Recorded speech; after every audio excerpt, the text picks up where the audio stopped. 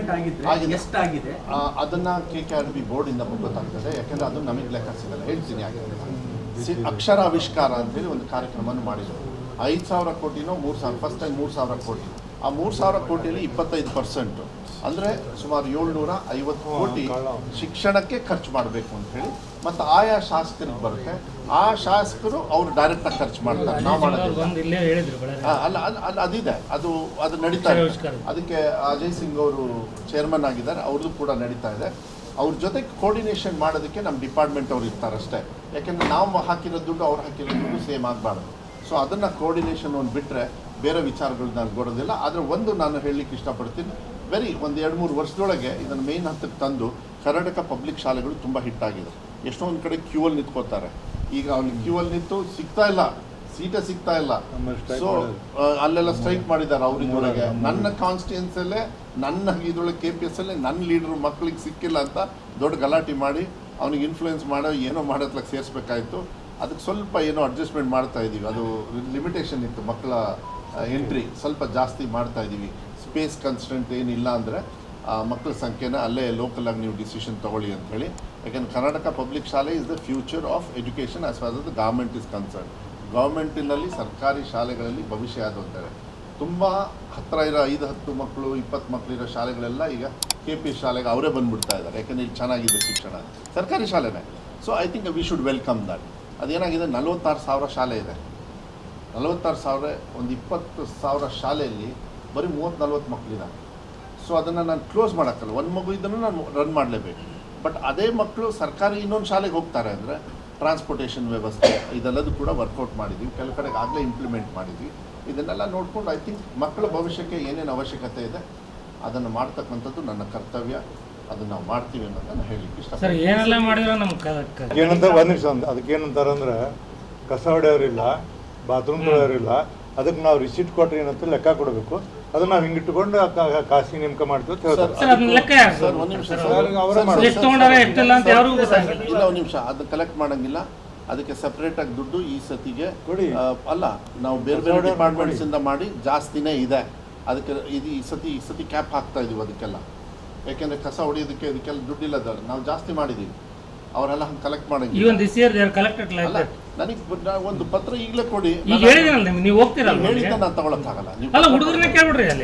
ಕೇಳೋದು ಅದು ಮಾಡ್ತೀರಿ, ನೀವು ಕೊಡ್ಬೇಕು. ನೀವು ಹೇಳಿದ ತಕ್ಷಣ ತಗೊಳಕ್ಕಾಗಲ್ಲ. ನೀವು ರೈಟಿಂಗಲ್ಲಿ ಕೊಡಿ, ನಾನು ರೈಟಿಂಗಲ್ಲಿ ಉತ್ತರ ಕೊಡ್ತೀನಿ. ನಿಮಿಷ, ಅದು ಹೇಳಿದ ಮೇಲೆ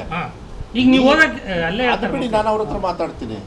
ನೀವು ನನಗೆ ಕೊಡಿ, ನಾನೇ ನಿಮಗೆ ಉತ್ತರ ಕೊಡ್ತೀನಿ ರೈಟಿಂಗಲ್ಲಿ. ನಾನು ಹಿಂದೆ ಮುಂದೆ ನೋಡಲ್ಲ ಈ ವಿಚಾರದಲ್ಲಿ. ಆಮೇಲೆ ಇನ್ನೊಂದು ನಿಮಿಷ, ಕಲ್ಯಾಣ ಕರ್ನಾಟಕ, ನೀವು ಸುಮ್ಮನೆ ಒಂದು ಮೇಯ್ನ್ ರೀಸನ್ ಹೇಳ್ತೀವಿ, ನೆನ್ಪಿಡ್ಕೊಳ್ಳಿ ಇದನ್ನು. ಯಾರು ಎಜುಕೇಷನಲ್ಲಿ ಟೀಚರ್ಸ್ ಆಗಿದ್ರು ಈ ಟ್ರಾನ್ಸ್ಫರ್ ಸೀಸನಲ್ಲಿ ಕಲ್ಯಾಣ ಕರ್ನಾಟಕದಿಂದ ಆಚೆ ಹೋಗ್ತಾರೆ, ಕ್ವಾಲಿಟಿ ನಿಮಗೆ ಡ್ರಾಪ್ ಆಗುತ್ತೆ. ಆವಾಗ ಲಾಸ್ಟ್ ಟೈಮ್ ನಾನು ಏನು ಮಾಡಿದೆ, ಅದಕ್ಕೆ ಈ ಸತಿ ಹೋದ ಸತಿಕ್ಕಿಂತ ಇಂಪ್ರೂವ್ ಆಗಿದ್ದೀರಾ ನೀವು ಅದಕ್ಕೆ ನಿಮಗೆ ಉತ್ತರ ಮಾಡ್ತಾ ಇದ್ದೀನಿ, ನಿಮಗೆ ಉತ್ತರ ಕೊಡ್ತಾ ಇದ್ದೀನಿ. ನಾವು ಲಾಸ್ಟ್ ಅನ್ಬೇಡಿ, ಹೋದ ಸತಿಕ್ಕಿಂತ ಪರ್ಸೆಂಟೇಜ್ ಇಂಪ್ರೂವ್ ಆಗಿದೆಯಾ ನೋಡಿ ಈ ಸತಿ. ಒಂದು ನಿಮಿಷ ಇರಲಿ, ಕೇಳಿದ್ರಲ್ಲ ಕೇಳಿ ಕ್ವಶನ್ ಕೇಳಿದ್ಮೇಲೆ ಉತ್ತರ ಕೇಳೋದಾದ್ರೆ ಸುಮ್ಮನೆ ಇರ್ಲಿ, ಕೇಳಿ ನೀವು. ನಾನು ಹೇಳ್ತಾ ಇದ್ದೀನಿ ಯಾಕೆ ಮಕ್ಕಳು ಇಲ್ಲಿ ಅಂತ. ಮಕ್ಕಳು ಈ ಸತಿ ಹೋದ ಸತಿಕ್ಕಿಂತ ಇಂಪ್ರೂವ್ ಆಗಿದ್ದಾರೆ. ನಾನೇ ನಿಮಗೆ ಹೇಳ್ತಾ ಇದ್ದೀನಿ ಆನ್ ರೆಕಾರ್ಡು. ಹೋದ ಸತಿಗಿಂತ ನೀವು ಬೆಂಗಳೂರಷ್ಟು ಬಂದಿಲ್ಲ, ಇಲ್ಲಷ್ಟು ಅದಕ್ಕೆ ನಾನು ಉತ್ತರ ಕೊಡೋದಕ್ಕೆ ಹೋಗೋದಿಲ್ಲ. ಹೋದ ಸತಿ ಪರ್ಸೆಂಟೇಜ್ ಏನಿತ್ತು, ಈ ಸತಿ ಪರ್ಸೆಂಟೇಜ್ ಚೆನ್ನಾಗಿದೆ. ರೀಸನ್ ಯಾಕೆ ಗೊತ್ತಾ, 13,000 ಟೀಚರ್ಸ್ನ ರಿಕ್ರೂಟ್ ಮಾಡಿದ್ವಿ. ಹಿಂದಿನ ಸರ್ಕಾರದವರು 3.5 ವರ್ಷದೊಳಗೆ 5,000 ಚಿಲ್ಡ್ರನ್ ಮಾಡಿದ್ದಾರೆ. ನಾನು ಬಂದಮೇಲೆ 11 ತಿಂಗಳಲ್ಲಿ ಈ 13,000 ಎಲ್ಲಿ ಹೋದರು?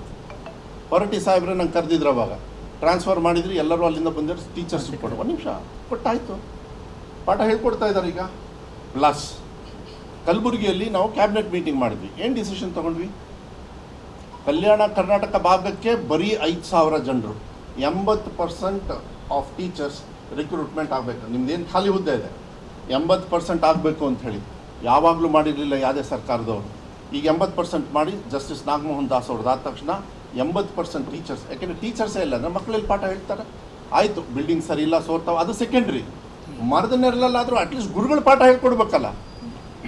ಟೀಚರ್ಸೇ ಇಲ್ಲ ಅಂದರೆ ನೀವೆಲ್ಲ ಅಲ್ಲ, ಗೆಸ್ಟ್ ಟೀಚರ್ಸ್ ಬಿಡಿ ಒಂದು ಕಡೆಗೆ, ಪರ್ಮನೆಂಟ್ ಟೀಚರ್ಸ್ ಬೇಕು ನಿಮಗೆ. ಇನ್ನು ಇಡೀ ರಾಜ್ಯಕ್ಕೆ 5,800 ಕೊಟ್ಟಾರೆ ಅಂದರೆ ಅಲ್ಲಿಗೆ ಏನರ್ಥ? ಕಲ್ಯಾಣ ಕರ್ನಾಟಕ ಭಾಗಕ್ಕೆ ಅನುದಾನನೂ ಕೊಡ್ತಾ ಇದ್ದೀವಿ, ಟೀಚರ್ಸ್ನೂ ಕೊಡ್ತಾ ಇದ್ದೀವಿ. ಸಸಿ ಇವಾಗ ಹಾಕಿದ ತಕ್ಷಣ ನೀವು ಯಾವಾಗಲೇ ಫಸಲಲ್ಲ, ವೆಯ್ಟ್ ಮಾಡಿ, ನಾನು ನಿಮಗೆ ಗ್ಯಾರಂಟಿ ಕೊಡ್ತೀನಿ. ಕಲ್ಯಾಣ ಕರ್ನಾಟಕ ಭಾಗದ ಮಕ್ಕಳನ್ನ ಮುಂಚೂಣಿಗೆ ತರ್ತಕ್ಕಂಥದ್ದೇ ನಮ್ಮ ಸರ್ಕಾರದ ಚಿಂತನೆ. ಬರ್ತಾರೆ, ಧೈರ್ಯವಾಗಿರ್ರಿ. ನೀವು ಆ ಹಳೆ ಸಿಸ್ಟಮ್ ಬಿಟ್ಬಿಡಿ, ನೀವು ವಿಶ್ವಾಸ ಇಟ್ಕೊಳ್ಳಿ, ನಾ ಗ್ಯಾರಂಟಿ ಕೊಡ್ತೀವಿ.